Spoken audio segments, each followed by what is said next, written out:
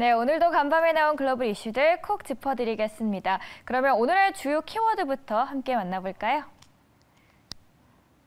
네, 오늘 나온 6가지 키워드고요. 여기서 살펴볼 오늘의 이슈들은요. 네, 중국 봉쇄 그리고 코로나 팬데믹 이 2가지 키워드 함께 전해드리겠습니다.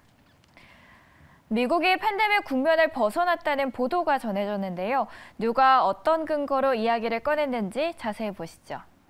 전염병 권위자죠. 앤서니 파우치 소장은 방송에 출연하면서 우리는 바로 지금 이 나라에서 팬데믹 단계를 벗어났다고 말했습니다.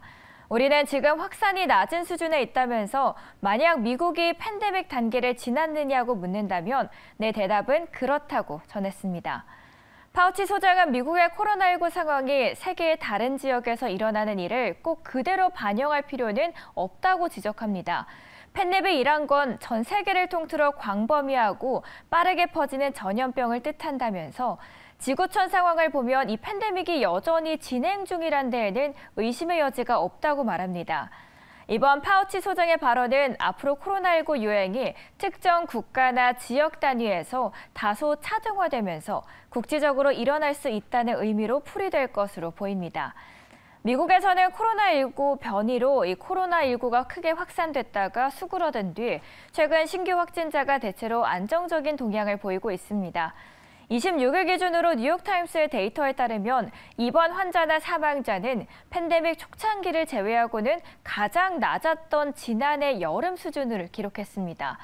한편 오는 30일 백악관 출입기자단 만찬이 열리는데요. 코로나 상황에 대한 이 같은 평가와 달리 파우치 소장은 개인적 위험을 이유로 참석하지 않기로 했습니다.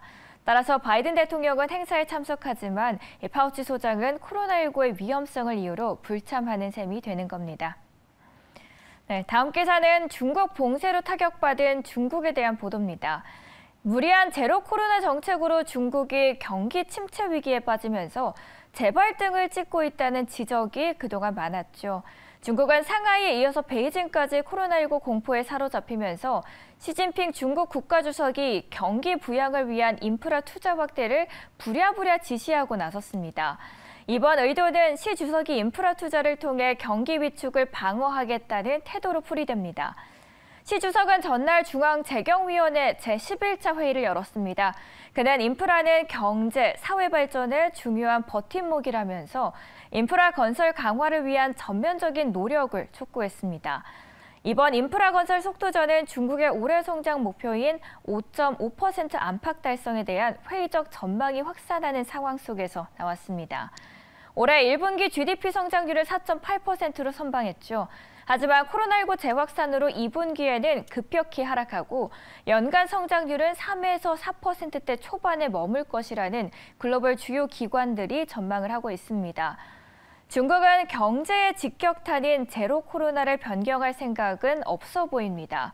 오히려 봉쇄 자물쇠는 더욱 강하게 걸어 잠그고 있는데요. 대규모 코로나19 검사와 봉쇄 비용 등 이전부터 돈을 쏟아넣은 탓에 재정도 넉넉하지는 않습니다.